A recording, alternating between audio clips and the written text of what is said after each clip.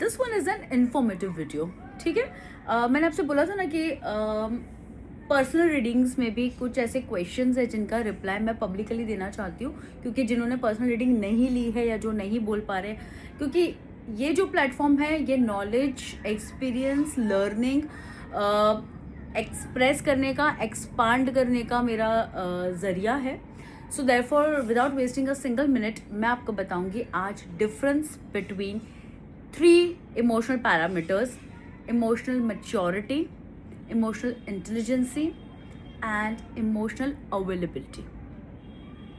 Okay, ये तीनों मैं पॉजिटिव थिंग्स बता रही हूँ, और जैसे तीनों का बता दूंगी मैं उसके नेगेटिव पॉइंट्स भी आपको बता दूंगी. ठीक है. Let's start with emotional maturity. Emotions आपको पता है, हंसना, रोना, फीलिंग्स एक्सप्रेस करना, मतलब feelings is equal to emotions. ठीक है. कैसे भी हो सकते हैं, पॉजिटिव, नेगेटिव, एंगर, ये वो सब. अभी मैच्योरिटी क्या होती है? सी, मैच्योरिटी का मतलब ये होता है कि आप परिपक्व हो रहे हो. अगर आप इमोशनली परिपक्व हो तो आप क्या करोगे? आप हर सिचुएशन को एनालाइज करोगे पहले और फिर ही रिएक्ट करोगे. ये होता है डेफिनेशन, या ये होता है best trait found in emotionally mature person. They never react randomly, never ever. Okay, human being, ये गलती होना इज डिफरेंट थिंग, बट उनका जो नेचर होगा, अगर इमोशनली मैच्योर है वो, तो उनका जो नेचर होगा वो यही होगा कि अगर वो आपके सामने कुछ बोल रहे हैं, कुछ कर रहे हैं, they will look the scenario, analyse करेंगे. ऐसा करने से सामने वाले को तकलीफ तो नहीं हो रही है, ऐसा करने से मुझे तकलीफ तो नहीं हो रही है, ऐसा करने से मतलब पब्लिकली तो सब सही है ना. क्योंकि टाइम सबके पास होता है. ठीक है. मैनी पीपल रिएक्ट एब्रप्टली, सोचे समझे बिना. तो अपन चलो ऐसे ही ले लेते हैं, साथ में लेते हैं इमोशनल मैच्योर, इमोशनली मैच्योर ऐसा होगा. हाँ, कोई ऐसी चीज़ है भाई, अचानक से लड़ाई झगड़ा हो गया है, कुछ ऐसी चीज़ है जहाँ बचाना ज़रूरी है ना. बट उसमें भी नेगेटिव तरीके से नहीं. जैसे हम डॉक्टर्स इमरजेंसीज होते तो अगर हम ही ऐसे सोचने लगे क्या करें या कुछ भी कर ले, नो नो नो. हम पॉज लेते, हम सोचते अभी क्या करना है, this this this this this this this is the priority, ये पहले करना है, ये कर दो, ये कर दो. Okay okay. तो वो हमारा इंटेलेक्चुअल मैच्योरिटी कहलाएगा.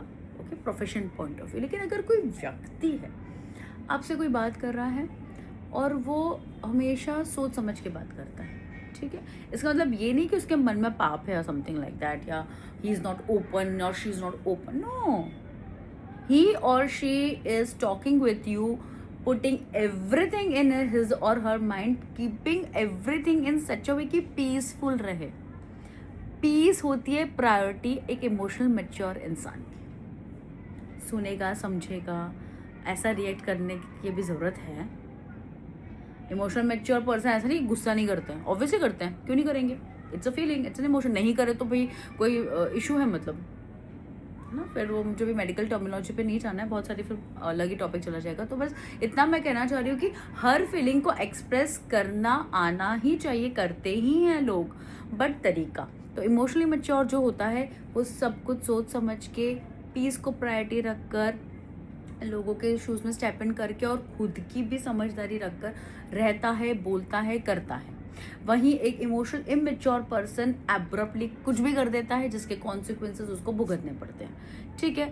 अच्छा कर देता है तो अच्छे में भुगतना पड़ता है, खराब कर देता है तो खराब में भुगतना पड़ता है. लेकिन अल्टीमेटली जो पर्सनैलिटी होती है वो इमोशनली इमेच्योर की कहलाती है. Abrupt, I am sorry for the, मैंने आपको बोला ना, बस कुछ टाइम की बात है. बाकी वेरी सून मैं वीडियोस क्लिनिक से बनाना स्टार्ट कर दूँगी.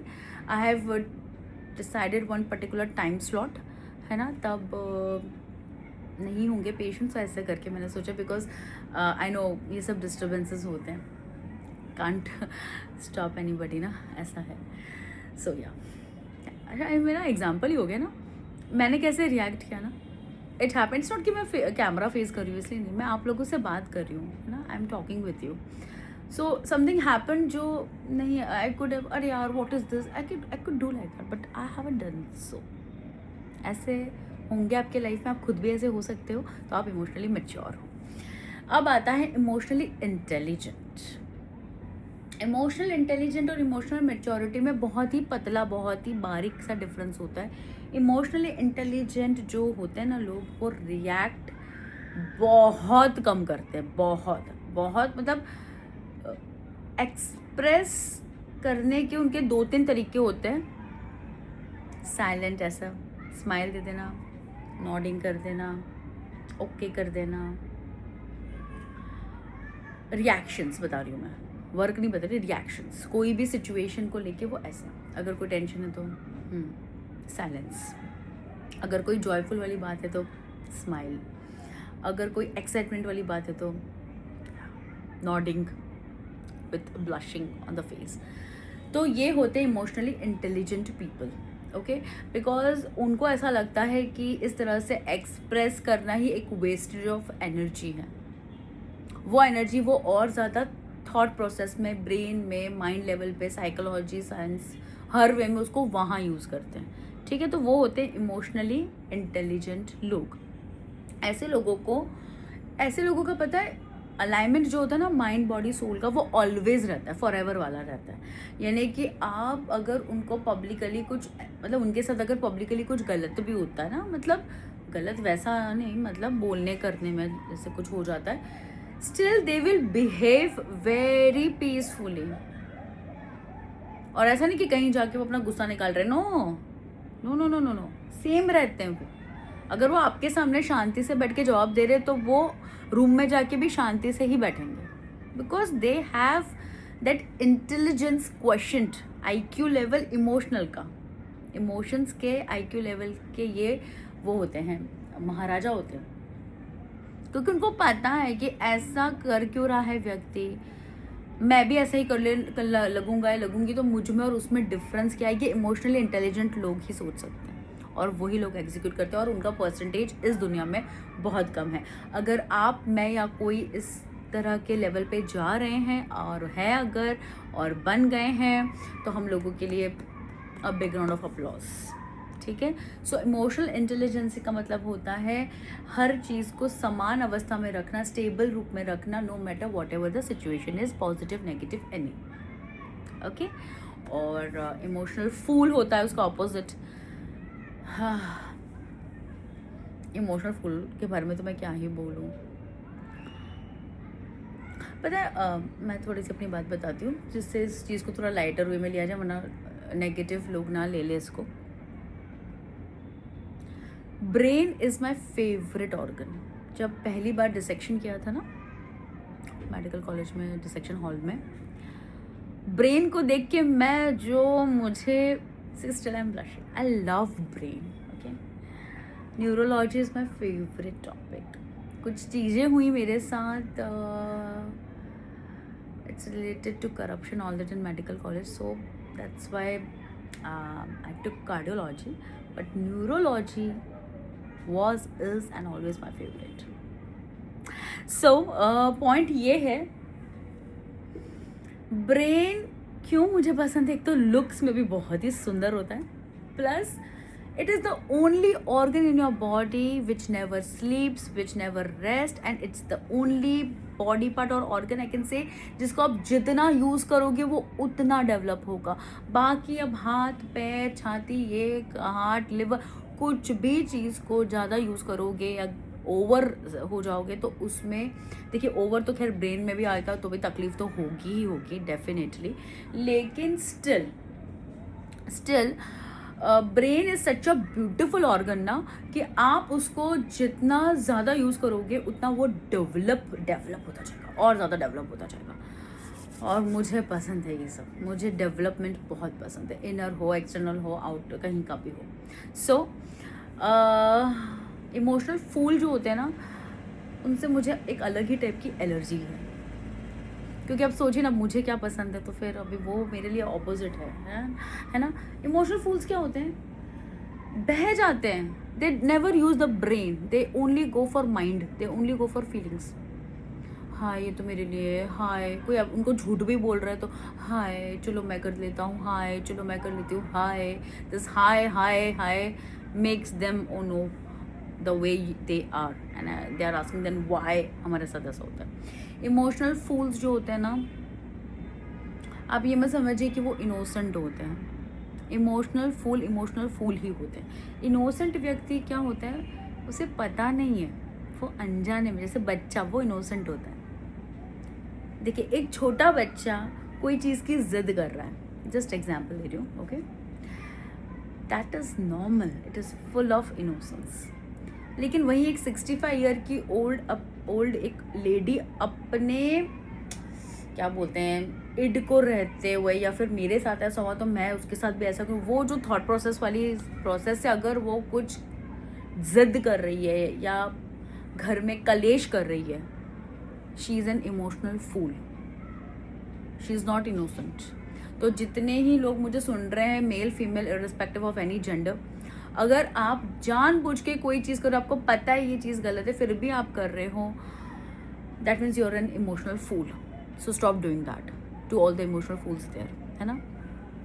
नहीं आ रहा समझ में, देखिए कुछ एज ऐसी होती है जैसे टीन एज होती है या नादान होते हैं, that's okay, but mature stage के बाद, मैच्योर एज के बाद अगर कोई चीज़ को आप नेगेटिव ट्रेट को बहुत ज़्यादा अपलिफ्ट कर रहे हो, दैट मीन्स आप एक इमोशनल फूल हो। तो बच के रहिए, ठीक है, अपने से ही, क्योंकि एट द एंड आपका ही लॉस होने वाला है। लोग आपसे दूर चले जाएंगे, रिश्ते टूट जाएंगे, आप अकेले रह जाओगे और वो भी आप नहीं रह पाओगे, right. So please, so this is the difference between emotional intelligent and emotional fool. अब आता है emotional available and emotional unavailable. Emotionally available person वो होता है जो आपका जो इमोशन है उसको बैलेंस करने के लिए हमेशा अवेलेबल होता है। अब आप इसको उससे मत रेजोनेट करना कि मैं दुखी हूँ और मेरा पार्टनर देखो दौड़ के आ गया ऑफिस से, या वो मुझे पैम्पर कर रहा है, नहीं,